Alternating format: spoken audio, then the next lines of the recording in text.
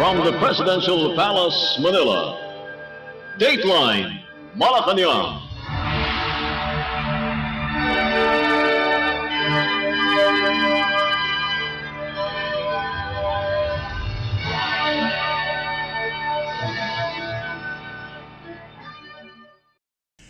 Good day.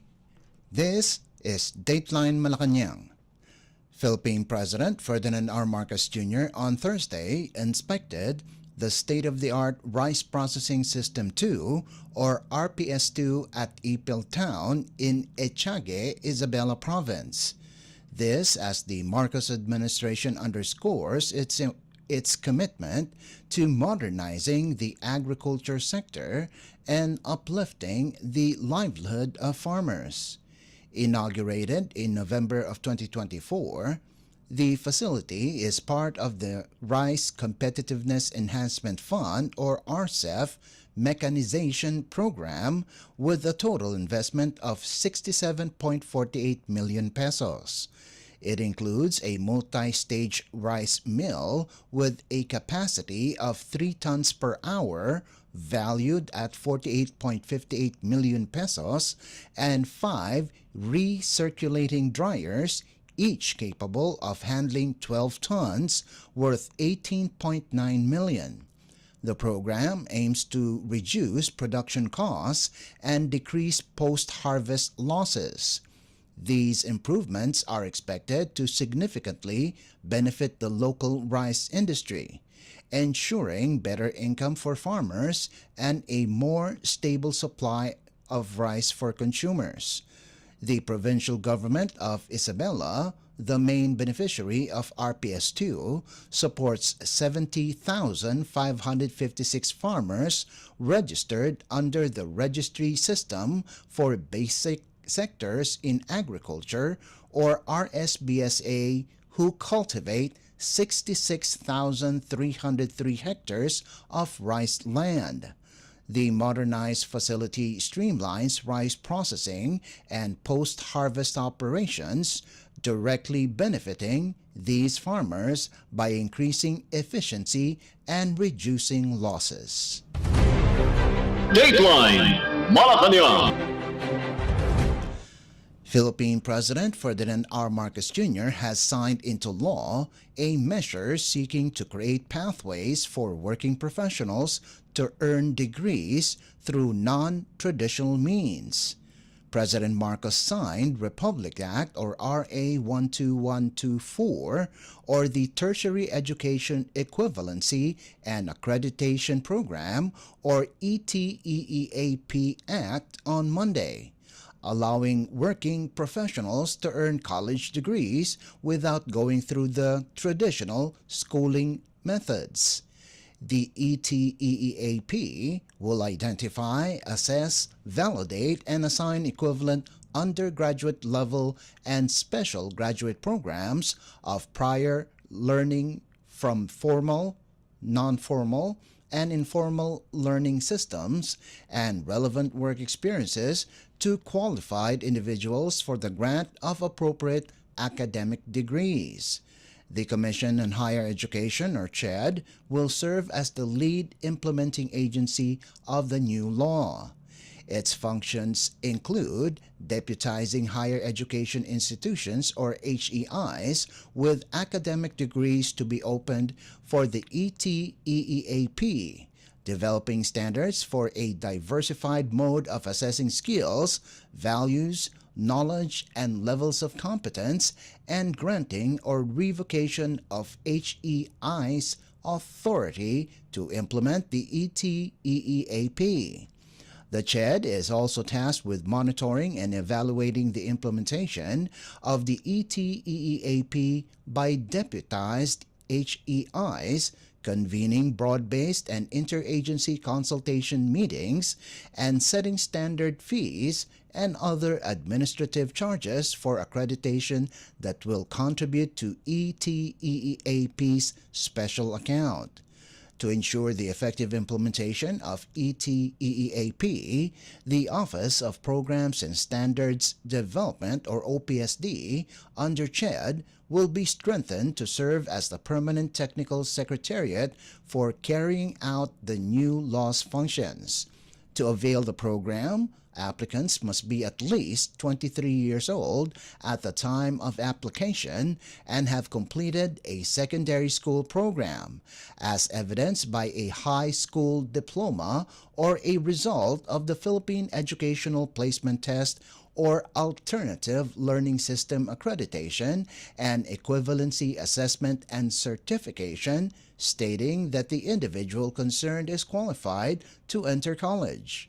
Applicants must also have at least 5 years of aggregate work experience in the industry related to the academic degree program or discipline where equivalency of learning is sought. Meanwhile, Senator Joel Villanueva lauded the signing of the ETEEAP Act, calling it a crucial step toward helping Filipino workers advance their career. Villanueva thanked the chief executive for recognizing the importance of the measure and acknowledged the role of his colleagues, including Senate President Francis Cheese Escudero, in its passage. Dateline Malacañang. Philippine President Ferdinand R. Marcos Jr. has declared May of every year as Ease of Doing Business or EODB month to boost the government's efforts in enhancing service delivery, creating a business-friendly environment, and improving bureaucratic efficiency. In Proclamation No. 818, signed by Executive Secretary Lucas Bersamin on March 3rd, the President tasked the Anti-Red Tape Authority or ARTA to lead the annual observance of the month-long celebration. The proclamation directs the ARTA to identify and implement programs and activities that align with the goals of the campaign. All government agencies, including government-owned and controlled corporations or GOCCs and local government units or LGUs, are directed to collaborate with the ARTA to ensure the successful execution of initiatives under the EODB month. The private sector and non-government organizations are also encouraged to participate and support these efforts. The observance aims to raise awareness and reinforce the administration's commitment to improving the regulatory environment, reducing red tape, and accelerating economic development. The ARTA, under the Anti-Red Tape Act of 2007, is responsible for monitoring compliance, recommending policies, and spearheading initiatives to streamline government services and enhance business operations in the country. Dateline Malacañang. Malacañang on Wednesday reaffirmed the government's focus on enhancing the Philippines' self-reliant defense capabilities. Presidential Communications Office or PCO Undersecretary and Palace Press Officer Claire Castro, during a press briefing, stressed that the country must be prepared to defend itself, regardless of its alliances. This follows reports of the United States cutting its military assistance to Ukraine. The U.S. remains the Philippines' strongest and oldest military ally. Castro said whether the Philippines have allies or not, we also need to prepare ourselves. She added that the modernization of the Armed Forces of the Philippines or AFP is needed so that the country won't rely too much on its allies. The AFP modernization program has 3 horizons. Horizon 1 was scheduled from 2013 to 2017. Horizon 2 was from 2018 to 2022, and Horizon 3 from 2023 to 2028. However, the Horizon 3 acquisition list was overhauled into Horizon 3, which was approved in January of 2024 and slated to last for 10 years. Dateline Malacañang. Malacañang on Wednesday said it is seeking a deeper investigation into the recent collapse of the newly retrofitted Cabagan Santa Maria Bridge in Isabela Province. In a press briefing, Palace Press Officer and Presidential Communications Office or PCO Undersecretary Claire Castro said a thorough investigation is needed since initial findings have shown that the bridge was under-designed and could only accommodate light vehicles. Castro said the owners of heavy trucks that passed over the bridge may also be held liable. This as she stressed that trucks with boulders are aware that the bridge is designed to only carry light vehicles. Castro said the previous administration may not only be held accountable but up until the present. The third span of the Cabagan Santa Maria Bridge, measuring 60 meters, collapsed at about 8 in the evening on February 27th when a dump truck with 102-ton boulders went over the bridge. 6 persons on board 4 vehicles, including a child, were injured when the bridge collapsed. The construction of the bridge commenced in November of 2014 and was completed on February 1, 2025 with a total cost of 1.22 billion pesos including the bridge and approaches. The contractor of the bridge is RD Interior Junior Construction. Dateline Malacañang. Still on Wednesday, Presidential Communications Office or PCO Undersecretary and Palace Press Officer Claire Castro said prices of rice and pork are expected to further go down within the month. In a press briefing, Castro said Agriculture Secretary Francisco Chu Laurel Jr. reported the anticipated price cut in rice and pork during a meeting in Malacañang. Quoting Chu Laurel's report, Castro said, rice prices will go down to 45 pesos per kilogram by March 31st, down from its current 49 kilogram average. Meanwhile, pork prices are also seen to decrease, with certain cuts such as kasim or shoulder and pige or leg potentially falling to between 350 pesos to 360 pesos per kilogram by March 10th. Liempo or pork belly prices, meanwhile, are projected to decrease to 380 pesos per kilogram. The palace attributed the decrease in the price of rice to changes in the world prices. Castro said if there is a change in rice prices, one factor would be the world market. Dateline Malacañang. In a related story, Philippine Department of Agriculture or DA Secretary Francisco Chu Laurel Jr. on Wednesday said the deflation of rice prices in January reflects the effectiveness of the measures the Marcos administration has been implementing to stabilize the staple food prices in the country. Chu Laurel made this remark as the Philippine Statistics Authority or PSA recorded that rice inflation in January was at minus 2.3% year-on-year, the lowest since June 2020's minus 2.8%.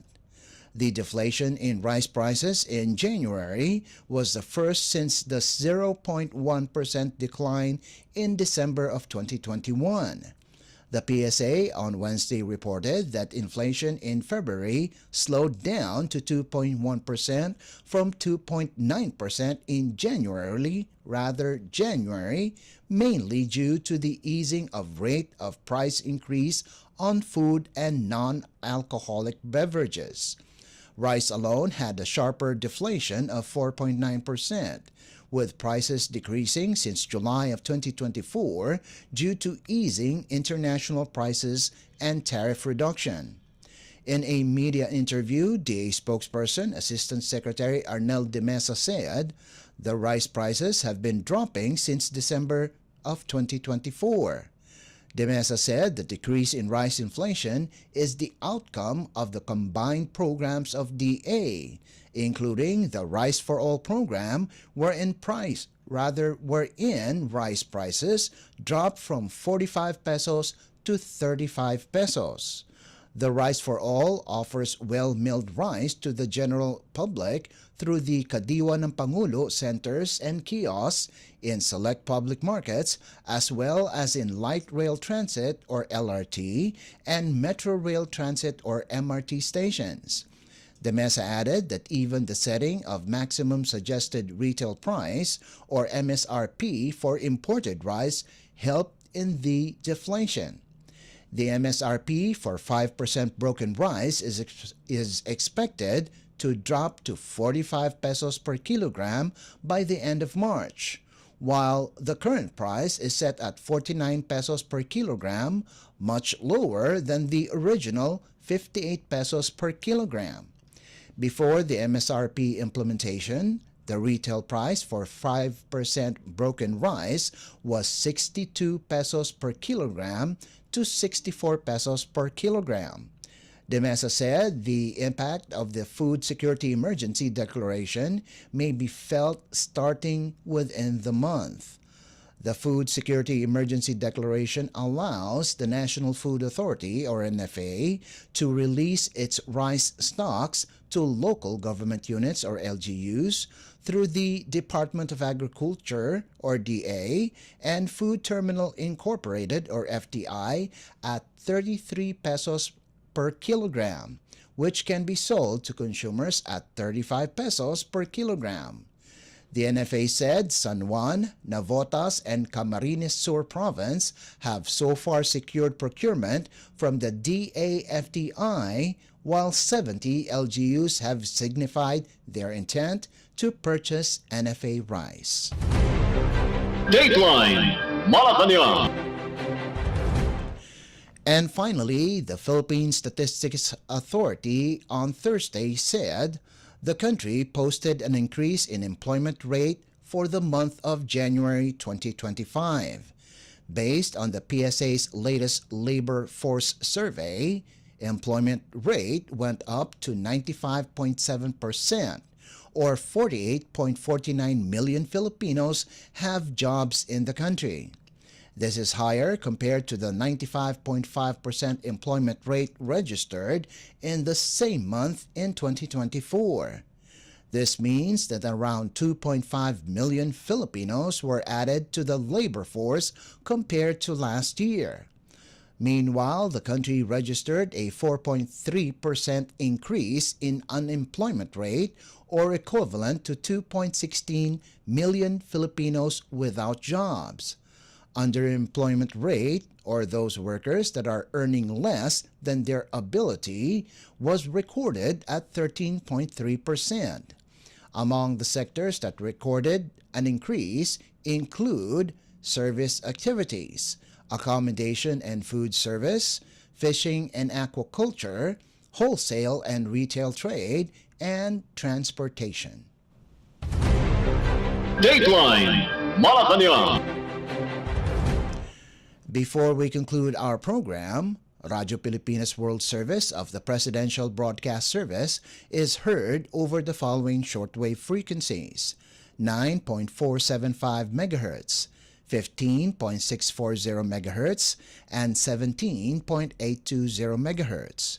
You can also visit our Facebook page and YouTube channel at Radyo Pilipinas World Service. You will be able to hear and view our Filipino and English programs, including news updates here in the Philippines. Kindly subscribe, like, and share our posts as well. And that concludes this edition of Dateline Malacañang. For Radyo Pilipinas World Service, this is Leo Magpayo. Good day and stay safe. From the Presidential Palace, Manila, Dateline Malacañang.